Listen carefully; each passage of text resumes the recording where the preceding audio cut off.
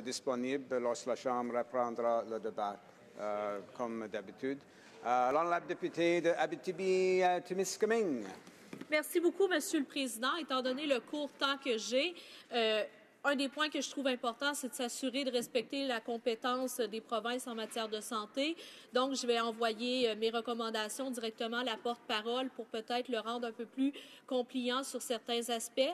Le deuxième point que je trouve particulièrement important et qu'elle n'a pas mentionné dans son projet de loi, c'est l'importance de parler des soins palliatifs pour les Premières Nations, pour les communautés autochtones. Et lors du dernier Parlement, mon collègue de Timmins James Bay avait présenté une motion d'opposition que j'avais secondée et on avait justement intégré la notion de donner accès aux communautés autochtones. Et je crois que lorsqu'on parle, par exemple, de réunir le gouvernement fédéral avec les gouvernements provinciaux, il faudra absolument avoir des représentants des Premières Nations, surtout que le fédéral est directement responsable de eux et peut maintenant, à partir de maintenant, agir. Et il n'y a à peu près aucun projet de soins palliatifs pour les communautés des Premières Nations.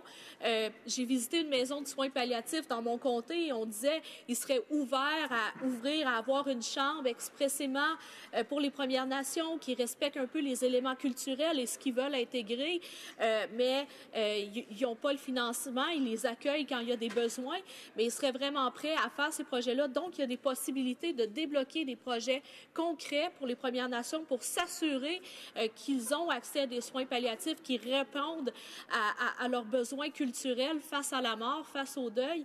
Et je crois que c'est très important d'ajouter des amendements dans le projet de loi pour vraiment parler du besoin spécifique des Premières Nations, de comprendre leurs relations culturelles face à la mort et aussi s'assurer, car bien souvent ils sont dans des régions plus éloignées, il y a beaucoup de communautés qui sont plus difficiles d'accès, s'assurer qu'ils reçoivent immédiatement des fonds pour pouvoir débloquer ces projets-là et les mettre en place.